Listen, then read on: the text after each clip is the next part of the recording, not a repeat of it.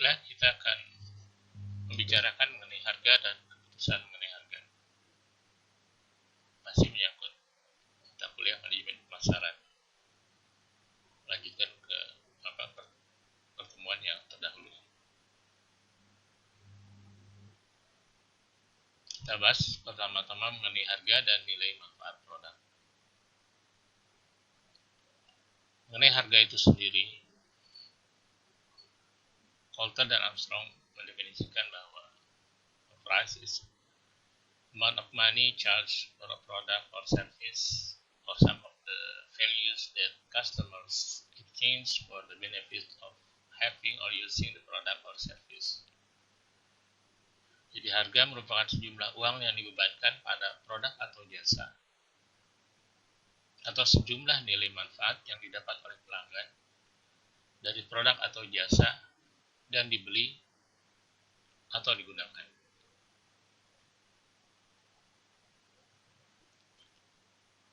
Nah, harga ini jadi terkait dengan nilai manfaat.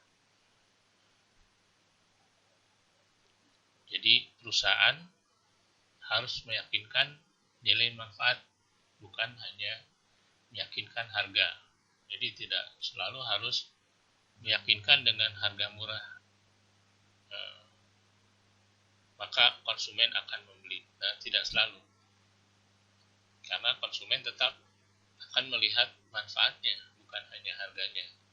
Suatu barang atau jasa dijual dengan harga murah, tapi kalau konsumen sudah mempersepsikan bahwa barang atau jasa tersebut tidak baik, maka konsumen tidak akan membeli. Jadi intinya tidak selalu harga itu akan menciptakan permintaan atau menciptakan tambahan permintaan. Bahkan pengurangan harga akan menciptakan perang harga yang tidak sehat.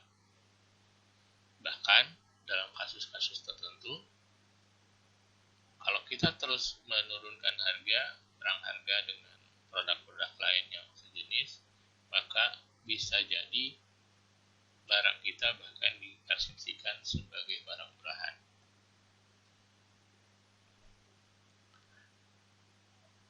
Nah, contoh kalau kita katakanlah lihat-lihat di marketplace ya, untuk produk yang sama kita short berdasarkan harganya. Di sana harga kita bisa membandingkan harga dengan mudah. Nah, tapi terkadang ada suatu produk yang harganya jauh lebih murah dibanding yang lain. Nah, kita seringkali tidak langsung membeli produk tersebut, bahkan kita curiga, jangan-jangan nih produknya tidak asli, atau jangan-jangan pelayanannya mengecewakan, dan lain sebagainya. Jadi tidak selalu harga itu menjadi faktor yang menentukan meningkatnya penjualan. Nah, yang penting pemasar harus meyakinkan pelanggan bahwa harga yang dibebankan atau harga yang ditetapkan merupakan justifikasi atau seimbang dari nilai manfaat yang akan diperoleh oleh pelanggan. Bahkan kita harus bisa meyakinkan dan membuktikan bahwa manfaat yang akan diperoleh oleh pelanggan jauh lebih besar daripada harga yang harus dikeluarkan untuk membeli atau membayar barang atau jasa yang kita tawarkan kepada mereka.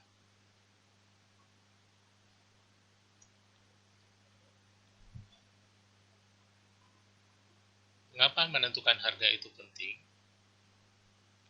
Nah, karena dalam bisnis atau dalam pemasaran, harga itu merupakan satu-satunya dari 4P yang menciptakan keuntungan, profit. Jadi price itu yang menciptakan profit atau revenue ya, pendapatan. Yang lain-lain cost, produk seperti produk, yaitu artinya cost yang harus dikeluarkan untuk mendesain produk, membuat produk, lalu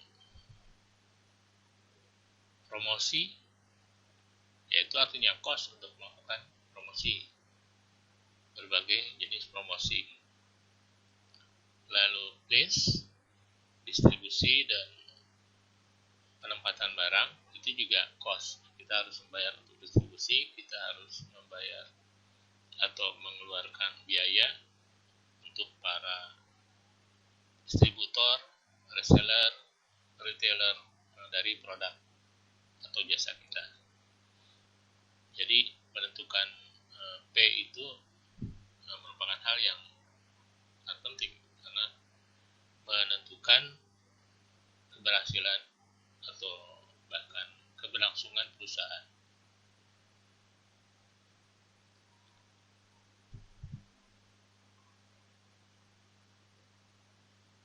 Nah, mengenai nilai manfaat untuk pasar sasaran atau untuk konsumen yang membelikan produk kita, itu biasanya dapat mereka rasakan dalam bentuk tangible maupun intangible. Yang tangible itu yang nyata, berwujud. Contohnya untuk parfum yang ada unsur tangible dan unsur intangible. Untuk parfum, tangible-nya wanginya.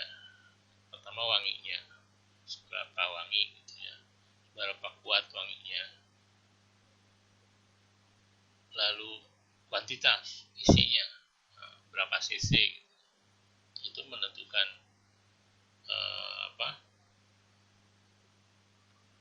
konsumen dalam menentukan berapa manfaat. Kalau lebih besar cc-nya, tentu konsumen melihatnya wah ini akan bisa digunakan untuk berapa lama misalnya. Lalu botol, kelihatan kan berwujud botolnya seperti apa, desain botol dan seterusnya. Nah, itu manfaat nyata. Lalu manfaat tidak nyata atau intangible yang tidak berwujud, yang tidak bisa dilihat, tidak bisa diraba, tidak bisa diindra oleh panca indera. Contoh untuk parfum merek, parfum dengan merek tertentu itu sudah menunjukkan nilai manfaat ya, nilai manfaat karena kepercayaan konsumen terhadap merek tersebut. Bahkan image. Kalau suatu parfum yang sudah terkenal tentu akan mudah dikenali oleh orang-orang tertentu. Oh, ini parfumnya, ini gengsi dan status, itu yang tidak nyata. Contoh lain untuk pakaian ya jelas bahannya ya kelihatan, modelnya kelihatan, kualitas jahitan, pengemasan dan seterusnya. Kalau yang tidak terbuktinya sama merek. Nah, itu kan image juga ya, image menggunakan pakaian tertentu. Jadi manfaat itu tidak hanya buat konsumen, tidak hanya dari aspek yang berwujud, tapi dari aspek yang tidak nyata atau intangible. Bahkan jaminan atau garansi itu bisa merupakan suatu manfaat yang tidak nyata. Rasa aman menggunakan suatu produk, atau rasa aman mengkonsumsi suatu makanan, bahwa makanan tersebut tidak dibuat dari barang-barang yang bahan-bahan yang berbahaya.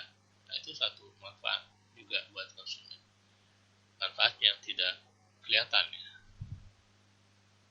yaitu biasanya diwakili juga oleh merek. Ya, kalau suatu merek sudah dipercaya oleh konsumen bahwa merek tersebut bisa dipercaya dan tidak akan menggunakan bahan-bahan yang terlarang atau bahan-bahan yang membahayakan kesehatan, seperti itu.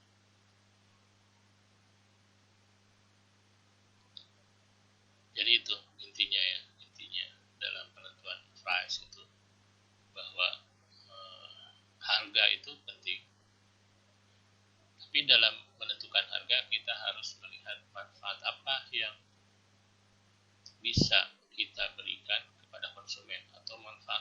bisa dipersepsikan oleh konsumen terhadap produk atau jasa yang kita tawarkan.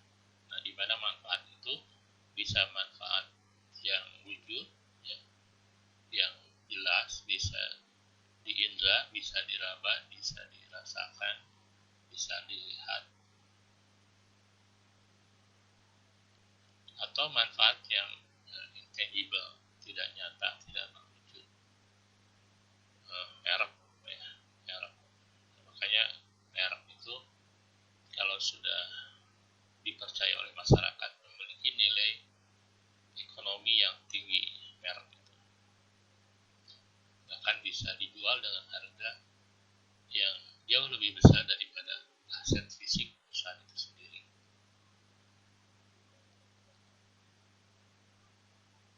Selanjutnya,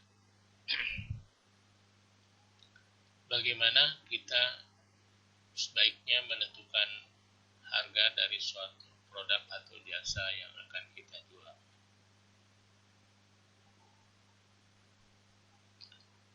Ada dua kutub yang harus dipertimbangkan, dan satu hal lagi untuk menentukan di antara dua kutub itu atau dua ujung harga itu, kira-kira kita akan menetapkannya di sebelah mana. Kita mulai dari ujung yang sebelah kiri atau ujung paling bawah, bisa dikatakan yang merupakan price floor.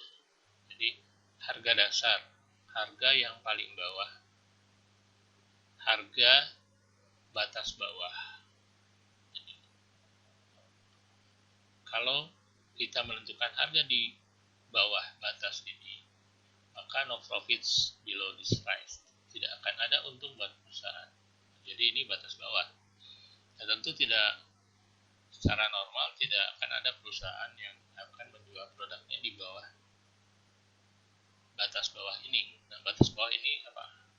Cost produk cost, biaya produksi satuan untuk satu produk. Kalau perusahaan menjual di bawah harga biaya produksi, maka perusahaan akan rugi. Oke. Jadi ini price floor, ini batas bawah yang harus jadi patokan kita dalam menentukan harga. Nah, ini batas bawahnya. Lalu batas atasnya apa? Nah, batas atasnya adalah consumer perception of value. Jadi persepsi konsumen terhadap nilai atau manfaat dari produk kita. Persepsi konsumen, jadi yang dipersepsikan oleh konsumen, produk itu wajar, produk kita itu wajarnya dibeli berapa sih? Sehingga kalau kita menawarkan harga di atas nilai wajar oleh konsumen, maka konsumen pasti tidak akan beli. Jadi maksudnya di sini adalah konsumen menetapkan dalam benaknya bahwa produk ini wajarnya maksimal harganya berapa. Nah, ini yang disebut price selling. Jadi harga tertinggi atau plafon dari harga. Kalau tadi floor, lantai, nah ini plafonnya. Nah, harga kita berada di rentang itu. Harga yang bisa ditetapkan berada di rentang itu antara price selling, jadi plafon harga, yaitu harga yang dianggap masih wajar, masih masuk akal oleh konsumen.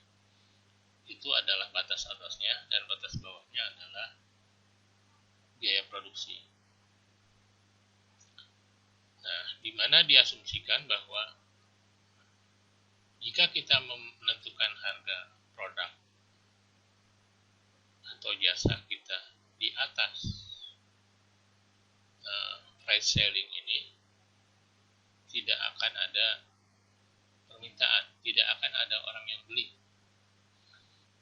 terhadap penawaran kita, baik berupa produk maupun jasa yang kita tawarkan.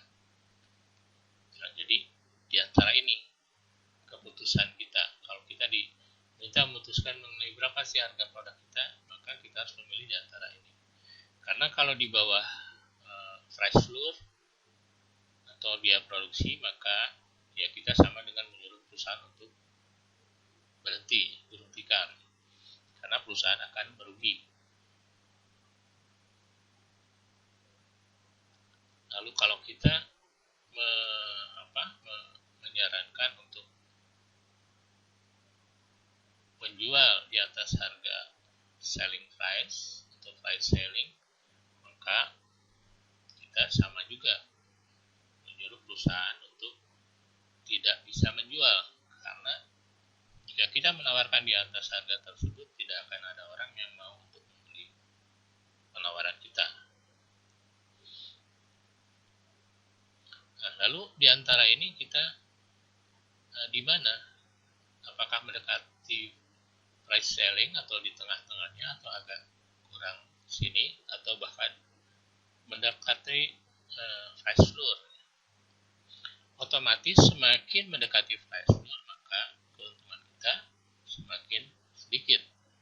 Semakin mendekati price floor, semakin kita menentukan harga dekat dengan biaya produksi atau production cost, maka keuntungan kita kecil. Tapi semakin kita menjual dengan harga yang tinggi, maka jumlah konsumen yang akan membeli produk kita semakin sedikit. Meskipun masih ada di sini yang membeli, tapi semakin sedikit. Nah, tapi itu relatif,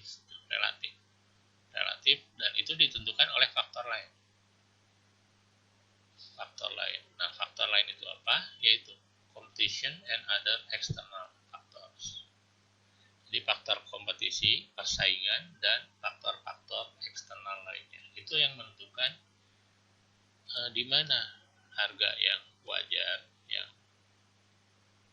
bisa kita tawarkan agar kita punya keuntungan yang lumayan dan produk kita laku sesuai dengan target yang kita inginkan.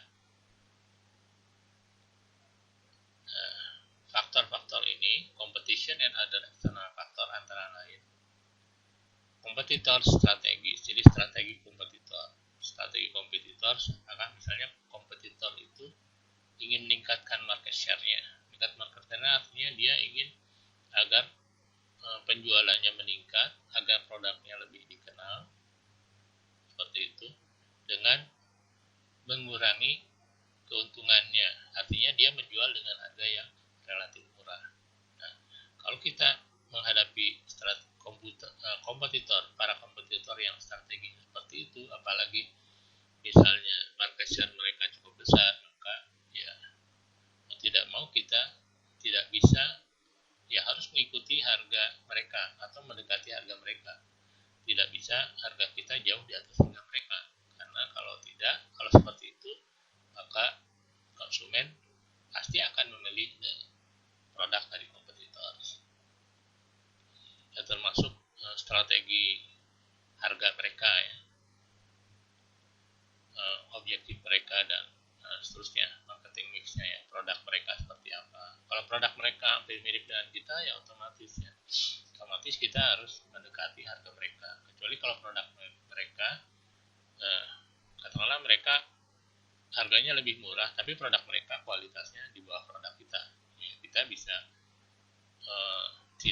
tidak usah tergoda kalau mereka menurunkan harga, karena toh produk kita lebih berkualitas. Nah, jadi dalam menurunkan harga tadi ingat bahwa di samping price harganya itu sendiri, konsumen mempertimbangkan value, nilai manfaat buat mereka. Kalau konsumen mempersepsikan bahwa produk kita lebih bermanfaat buat mereka dibanding produk kompetitor, maka meskipun produk kita lebih mahal daripada kompetitor, maka tidak perlu khawatir. Yang penting kita mengedukasi, yang penting kita menginformasikan bahwa kepada konsumen, sehingga konsumen tahu bahwa produk kita meskipun harganya lebih mahal, tapi memiliki nilai manfaat yang lebih besar buat mereka. Lalu ini di luar kompetitor, yaitu nature of the market and demand. Jadi kondisi pasar dan permintaan. kondisi permintaan tuh misalnya seberapa besar sih jumlah supply dan demand ya. Jadi berapa besar pasokan untuk produk yang sama dengan produk kita, produk atau jasa kita dibandingkan kebutuhan. Jadi kalau kebutuhannya lebih banyak daripada total supply dari semua produsen, maka otomatis harga naik atau harga tidak perlu turun karena konsumennya banyak. Ya, demand itu kan ditentukan juga oleh faktor lain. Daya beli, kondisi. Jadi kondisi ekonomi, daya beli masyarakat. Ya, kalau daya beli masyarakat masih besar atau tidak menurun, maka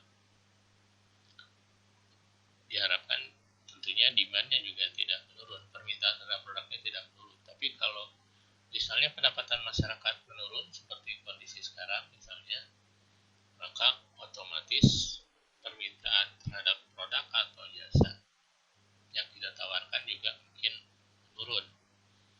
Nah, sehingga itu menjadi salah satu faktor dalam menentukan harga. Kalau permintaan menurun, maka otomatis kita harus menurunkan harga atau meletakkan harga kita mungkin tidak terlalu tinggi, mungkin mendekati production cost. Kalau memang kondisinya misalnya ya seperti itu ya, bisa karena daya beli menurun, bisa karena adanya kompetitor dari luar seperti itu, atau adanya produk substitusi dan lain hal. Jadi ini faktor-faktor, kita sudah membahas mengenai lingkungan pemasaran, yaitu berbagai faktor yang mempengaruhi harga, yang mempengaruhi atau harus menjadikan pertimbangan kita dalam menentukan tingkat harga kita, apakah mendekati price sellingnya atau mendekati product cost atau production cost atau price growth-nya. Oke, semoga paham ya di sini.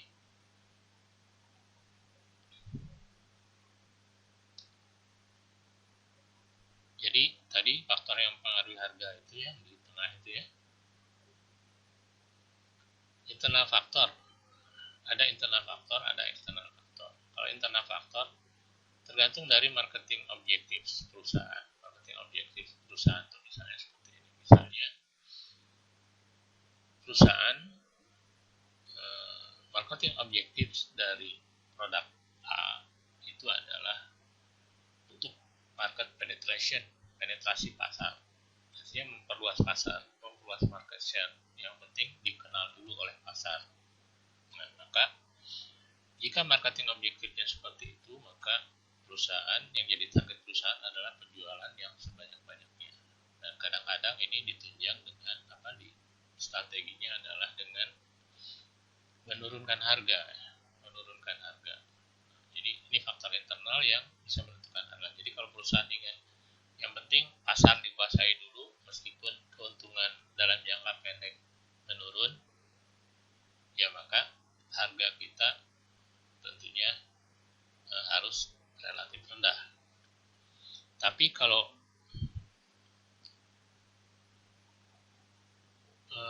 tujuan perusahaan dalam jangka pendek adalah untuk memaksimalkan profit dari produk kita, kalau misalnya belum ada kompetitor lain yang masuk, karena produk kita merupakan produk teknologi baru, seperti itu, produk yang baru dikenal oleh masyarakat dan respon masyarakat bagus, maka kita ingin memanfaatkan momen tersebut untuk memaksimalkan keuntungan perusahaan, maka tentu perusahaan akan memilih harga yang relatif tinggi. Untuk apa? Supaya bisa memaksimalkan profit dalam jangka pendek. Ya, mungkin lambat laun akan menurunkan harga lagi, karena jika kompetitor sudah mulai masuk dengan harga yang lebih rendah dari kita.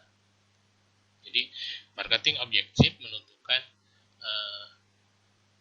berapa besar atau besaran harga jual dari penawaran kita, dari produk atau jasa yang kita tawarkan. Jadi ada dua hal pertimbangan itu competition, maka biasanya, atau jika kita ingin memperluas pasar dulu, maka biasanya harganya tidak terlalu mahal. Tapi jika kita ingin memaksimalkan keuntungan dari produk tersebut, misalnya, maka ya kita buat harganya mahal supaya keuntungan perusahaan relatif cukup besar dalam jangka pendek. Lalu marketing mix strategi, strategi bauran pemasaran perusahaan, misalnya perusahaan memang ingin mencitrakan produknya produk yang berkualitas dengan desain yang sudah dibuat desainnya high end misalnya, lalu teknologinya lebih baik, bahan bakunya lebih baik, kualitasnya lebih baik, dan ingin dipersepsikan sebagai produk yang lebih baik, berkualitas, lebih bermanfaat dibanding produk yang lainnya yang di pasaran, maka ya tentu harga juga harus mengikuti. Harga harus mengikuti, harganya juga tidak boleh murah. Seperti itu. Saluran pemasarannya juga harus tepat. Lalu promosinya juga harus disesuaikan, seperti itu. Lalu cost tadi ya. Cost, biaya produksi. Nah, itu yang menentukan harga. Cost tadi, production cost, unit production cost itu merupakan floor price. Jadi harga paling bawah yang masih memungkinkan. Kalau perusahaan menjual di bawah harga tersebut, maka perusahaan akan rugi. Nah, itu cost, floor price ya. Termasuk organization for pricing. Jadi bagaimana perusahaan menentukan harga. Tentu ada mekanismenya, ada pengambil keputusannya. Siapa aja pengambil keputusannya, gitu ya. Siapa yang pengusulnya, siapa yang memutuskan terakhir, apakah ada di tangan direktur pemasaran atau harus di direktur utama misalnya. Lalu bagaimana peran-peran dari bagian-bagian lain dalam perusahaan. Nah, itu juga menentukan bagaimana harga bisa ditentukan di internal perusahaan. Lalu eksternal faktor, itu tadi nature of market and demand. Jadi kondisi pasar, kondisi market sasaran kita, baik populasinya maupun selera konsumen misalnya. Lalu pendapatan, tingkat pendapatan meningkat atau menurun misalnya. Dan demand, permintaan terhadap produk kita. Apalagi kalau yang produknya musiman, misalnya yang terkait musim, katakanlah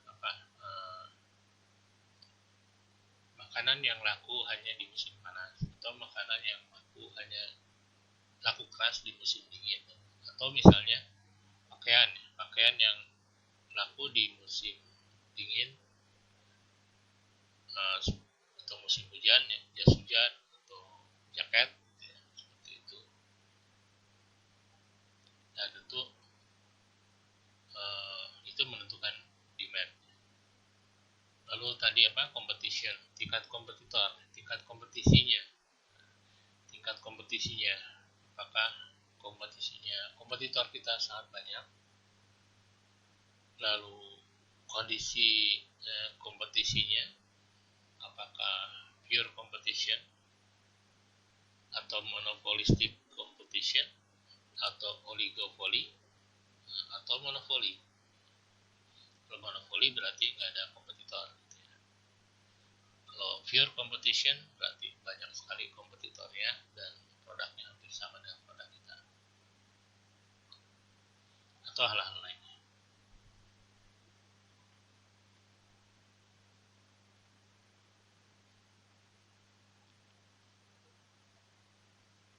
Nah, ini faktor internal, sasaran pemasaran tadi ya, sasaran pemasaran. Jadi sasaran pemasarannya bisa ada beberapa hal seperti ini, beberapa kondisi. Misalnya tadi keberlangsungan usaha, yang penting usaha survive gitu ya. Dalam kondisi ekonomi yang sulit, misalnya dalam kondisi daya beli yang menurun, maka perusahaan ingin survive, ingin tetap bertahan, tidak ada PHK misalnya, maka perusahaan meskipun dengan profit yang sedikit gitu ya, ya tidak apa-apa misalnya, karena targetnya memang yang penting bisa survive dalam periode tersebut. Sehingga harga yang ditentukan adalah harga yang mendekati production cost, unit production cost. Ya mungkin di atas itu ya sedikit, tapi tidak mendekati potensi pasar, potensi nilai buat konsumen yang di atasnya, yang selling price-nya, tapi mendekati floor price-nya atau production cost. Nah, ya ini kebalikannya.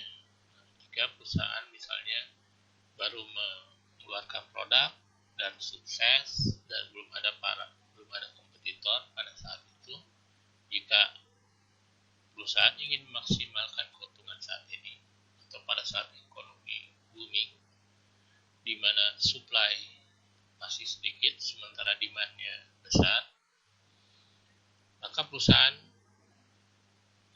ingin memaksimalkan keuntungan saat ini, maka dia akan mengejar selling price, harga yang masih wajar tapi yang relatif tinggi. Jadi tergantung dari objektif perusahaan pada saat itu. Jadi harga ini fleksibel, dari waktu ke waktu bisa fleksibel.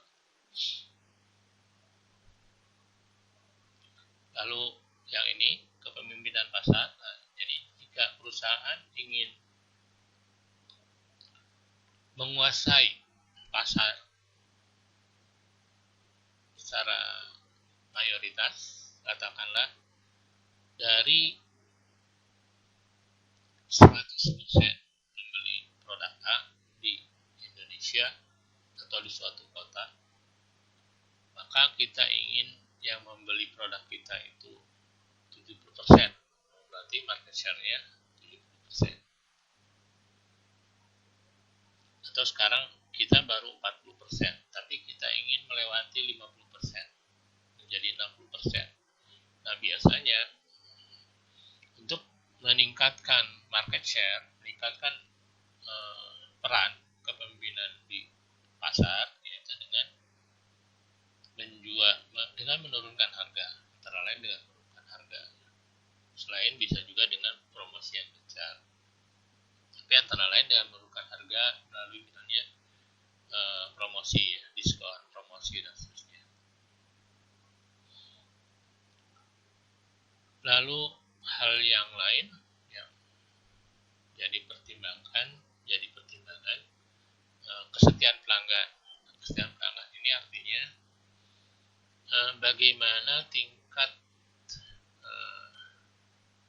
sensitivity dari pelanggan terhadap harga produk kita. Maksudnya gini, kalau produk kita sensitif terhadap harga bagi pelanggan, maka jika kita menaikkan produk harga sedikit, maka akan banyak orang yang mengurungkan niatnya untuk beli. Misalnya karena mereka memang pendapatannya terbatas, sehingga pada saat kita menaikkan harga, mereka mengurungkan niat belinya, niat beli produk kita, atau niat untuk membeli penawaran baik produk maupun jasa kita. Lalu kalau kita punya konsumen yang loyal, artinya berapapun harga yang kita tawarkan atau meskipun harga kita naikkan, maka mereka tetap akan beli produk kita. Mereka sudah sangat percaya dengan produk kita, mereka enggan untuk pindah dengan produk lain, mencoba produk lain, meskipun ada produk-produk lain yang baru masuk. Karena mereka sudah konsumen yang sangat loyal, maka pada saat kita menaikkan harga juga tidak akan mengurangi permintaan terhadap produk kita atau penjualan produk kita. Nah, itu kesetiaan. Jadi kalau konsumen produk kita kebanyakan atau sedikit yang loyal, artinya mereka tidak terlalu tergantung sangat pada produk kita, maka pada saat kita menaikkan harga, maka mereka otomatis beli dari kompetitor kita.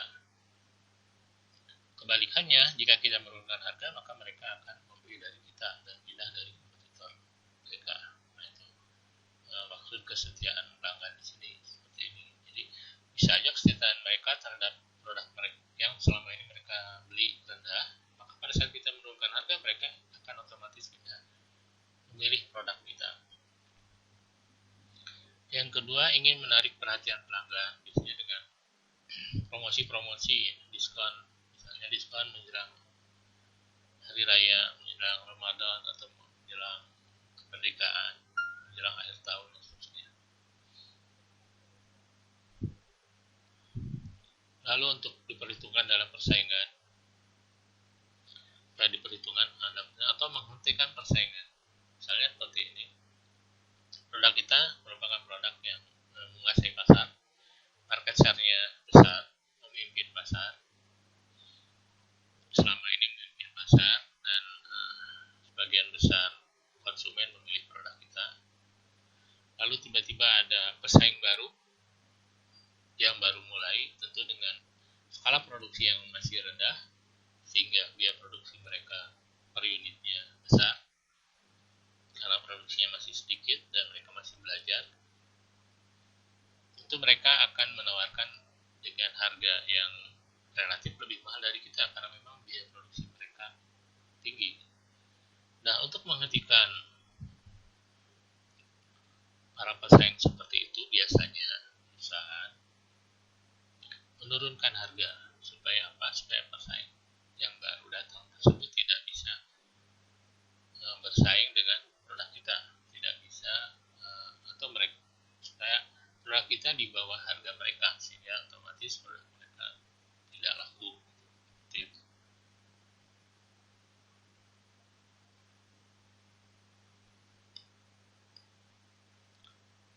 Nah, ini masih faktor internal terkait strategi bauran pemasaran. Jadi strategi harga ini harus terintegrasi dengan elemen lain dari bauran pemasaran. Bauran pemasaran yang lain selain price apa? Products ya. Place, promotion. Place itu distribusi,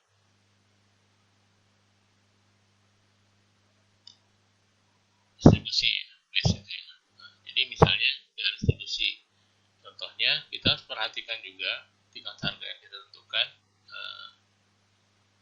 bagaimana keuntungan para pedagang perantara. Jadi kalau harga kita terlalu tinggi misalnya, lalu produk pesaing juga relatif hampir sama dengan kita, maka kita tidak bisa menaikkan harga lagi, karena pedagang perantara tidak akan mau menjual produk kita, karena kalau mereka naikkan margin mereka, kalau mereka naikkan produk yang mereka tahu jualkan dari kita, itu tidak akan laku. Sementara kalau mereka harganya murah, disesuaikan dengan para pesaing, maka keuntungan mereka juga rendah.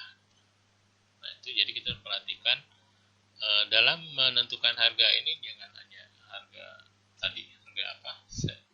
Floor price ya, harga biaya produksi internal saja, tapi perhatikan juga distributor kita, biaya distribusi mereka, biaya-biaya mereka, para distributor, retailer, reseller, sama keuntungan mereka.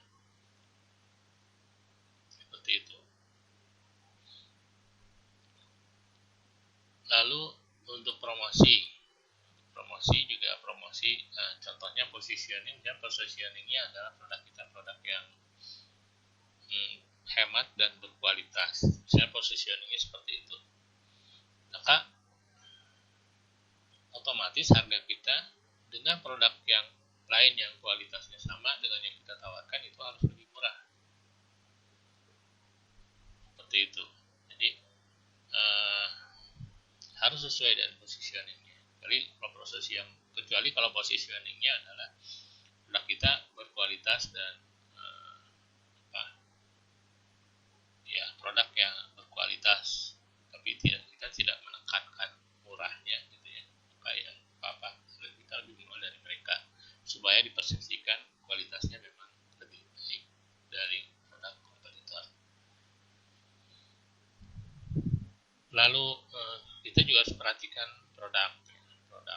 Jadi kalau misalnya kita ingin persepsikan bahwa produknya berkualitas, maka ya kita juga tidak perlu menurunkan harga, bahkan kalau perlu menaikkan harga ya. Atau harganya tetaplah relatif tetap sehingga persepsi untuk meningkat dan kita tidak terlalu menekan biaya produksi sehingga kualitas produk juga tetap terjaga.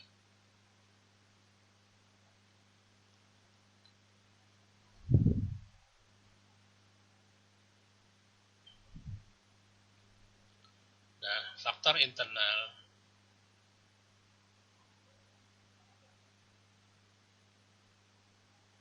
yang harus diperhatikan juga, terutama pertimbangan ongkos yang tadi. Harga terendah itu adalah ongkos atau floor price, yaitu batas harga minimum yang bisa dibebankan kepada produk kita. Jadi harga yang bisa ditetapkan yang minimum. Nah, jika kita menetapkan harga lebih kecil dari itu, dari floor price, dari biaya produksi, maka perusahaan akan rugi. Lalu yang harus diperhatikan dalam menentukan floor price itu dua variable cost sama fixed cost. Ada fixed cost atau biaya tetap dan variable cost. Fixed cost adalah biaya yang tidak dipengaruhi oleh volume produksi atau volume penjualan dalam range tertentu. Contoh, misalnya perusahaan untuk memproduksi barang itu perlu menyewa pabrik, itu fixed cost ya. Atau menyewa bangunan. Menyewa bangunan katakanlah 1 bulan 10 juta, katakanlah seperti itu ya. 1 bulan 10 juta, itu fixed cost, dia yang tetap. Artinya ada produksi atau tidak ada produksi, maka yang 10 juta itu tetap harus dikeluarkan. Misalnya atau produksi, perusahaan hanya membuat 10 buah produk atau membuat 1000 buah produk, maka biayanya tetap cuma 10 juta. Tapi konsekuensinya terhadap biaya per unit, kalau perusahaan hanya membuat 10 buah produk, maka biaya per produknya adalah berapa? 10 juta dibagi 10, artinya 1 juta per produk.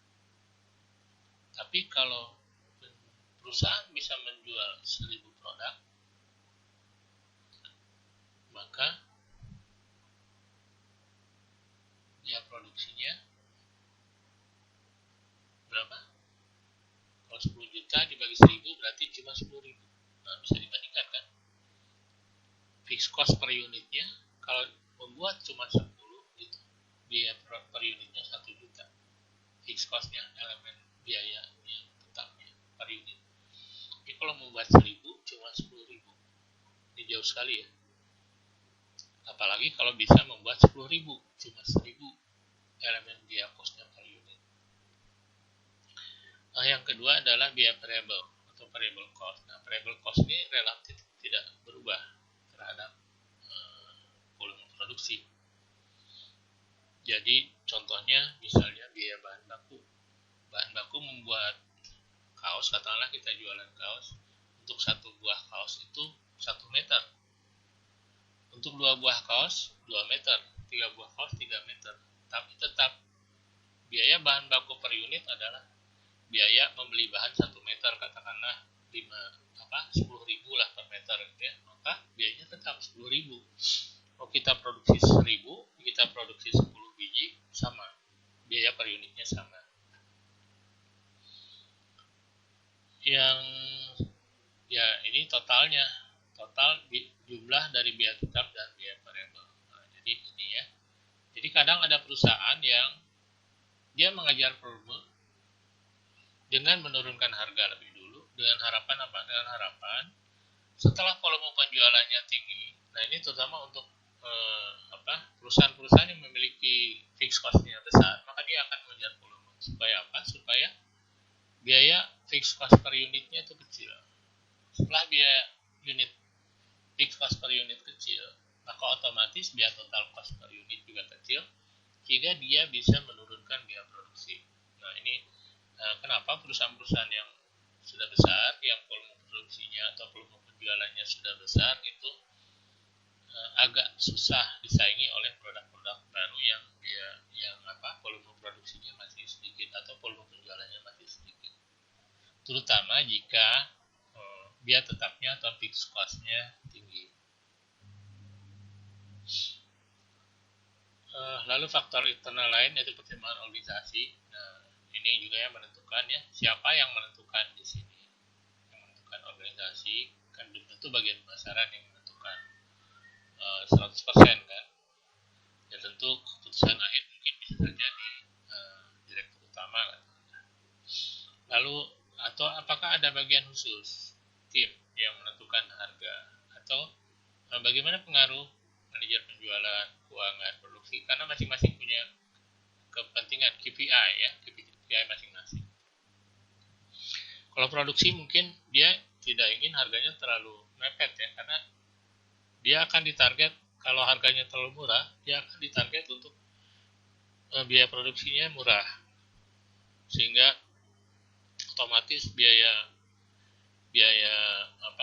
tenaga kerja ditekan, biaya bahan baku ditekan, sehingga bagian produksi akan kesulitan. Itu dia tidak ingin harganya murah. Sementara biaya keuangan, bagian keuangan tentu dia ingin agar cash flow perusahaan lancar, gitu ya, agar hutang-hutang perusahaan cepat tertutupi. Nah, tentu dia ingin keuntungan yang besar. Mungkin ingin harganya juga harga yang ditetapkan relatif tinggi, katakanlah seperti itu. Jadi manajer ini pengaruh. Sementara penjualan ya karena KPI-nya dia adalah offset katakanlah antara lain, maka dia ingin harganya ada diskon seperti itu. Lalu di sini apakah negosiasi harga dimungkinkan? Nah, misalnya untuk para pembeli yang volumenya besar biasanya ada punya jalur khusus ya, bisa negosiasi dengan direkturnya katakanlah seperti itu. Nah, ini faktor internal bagaimana mekanisme penentuan harga di organisasi, di suatu organisasi atau suatu perusahaan. Nah, ini faktor eksternal, kita lanjutkan di video selanjutnya. Terima kasih.